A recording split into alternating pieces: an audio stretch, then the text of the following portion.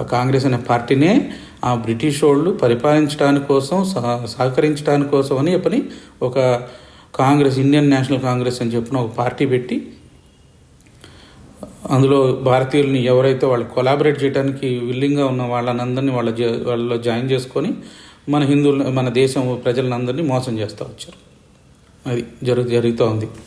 Okay, తర్వాత అస్సాం నుంచి బెంగాల్ రాగానే మమతా బెనర్జీ రాహుల్ గాంధీ కాన్వేని మొత్తం అటాక్ చేసి, ఏంది నువ్వు మాకు తెలియకుండా నువ్వు అలయన్స్లో ఉండి నా రాష్ట్రానికి వస్తావా అని చెప్పని రాళ్లతోడు కొట్టి రథయాత్రనంతా అవాయిడ్ చేసేటట్టు చేసింది.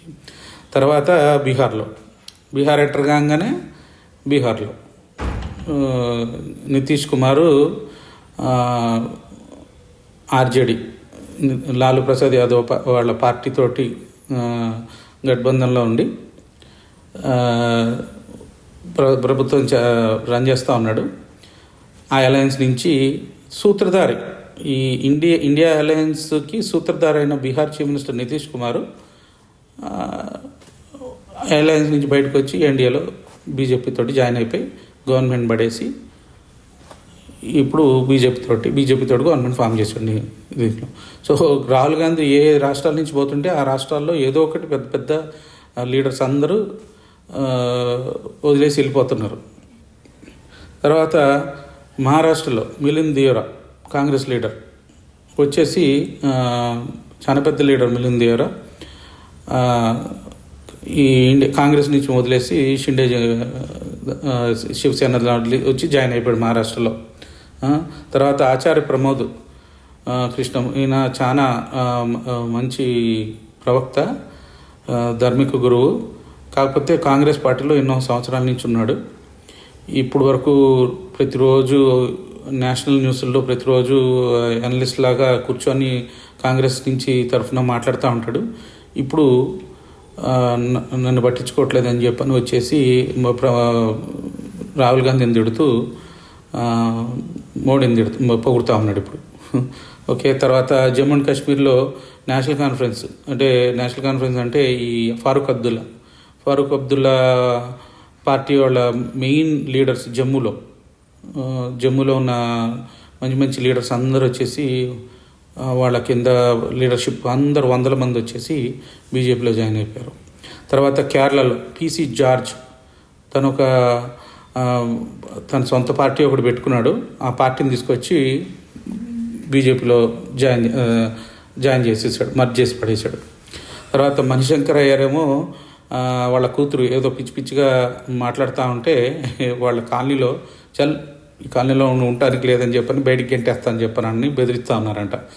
లాబో తిప్పుకున్నాడు. మణిశంకర్ అయ్యర్ అంటే ఒక బేపనోడు పాకిస్తాన్కి వెళ్ళి మీరు మాకు హెల్ప్ చేయాలి, బీజేపీని ఓడించాలంటే అని చెప్పని పాకిస్తాన్ హెల్ప్ కోరినోడు. చాయ్ వాలా అని చెప్పని తిట్టి మా కాంగ్రెస్ అధివేశంలో ఒక చాయ్ వాలాగా పనిచేయడానికి కావాలంటే పనికి వస్తాడు మోడీ అని చెప్పని ఇట్లా దుర్భాషలు ఆడినోడు మణిశంకర్ అయ్యర్. ఇట్లా కొంతమంది ఈ బ్రిటిష్ కాలంలో ఈ ప్రతి ఒక్క జాతిలో కొంతమంది కొలాబరేటర్స్గా అయ్యారు. అట్లా కొంతమంది బ్రాహ్మిన్స్. అందుకనే ఈ కర్మ అనేది ఈ వాళ్ళ జాతికి కూడా అంటుకుంటూ ఉంది.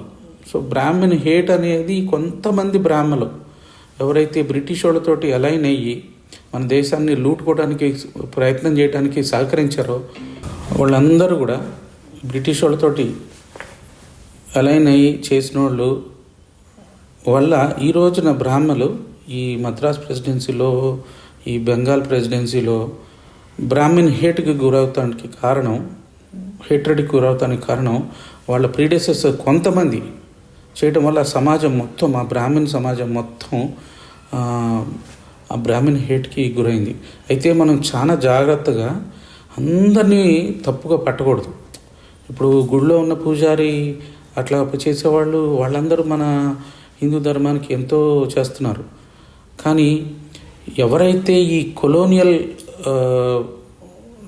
టైమ్స్లో బ్రిటిష్ పాలనలకి వాళ్ళు ఆఫీసర్స్గా ఉండి చేశారో వాళ్ళు మాత్రమే. అట్లాగే క్షత్రియుల్లో కూడా కొంతమంది రాజు రాజవంశస్థులు కొంతమంది వాళ్ళతో అలైన్ అయ్యారు.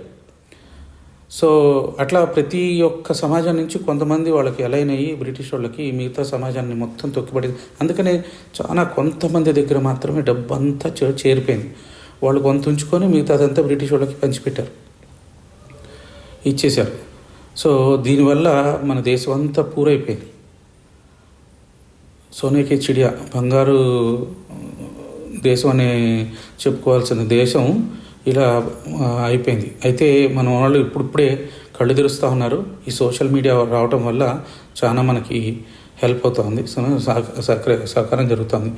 ఈ ఈ మణిశంకరయ్యతో పాటు సుబ్రహ్మణ్య స్వామి, ఈయన ఒకడు మెల్ట్ అవును. అందుకనే ఈ మధ్యకాలంలో మోడీ గురించి చాలా చండాలంగా మాట్లాడుతూ ఉన్నాడు బయటకు వచ్చి.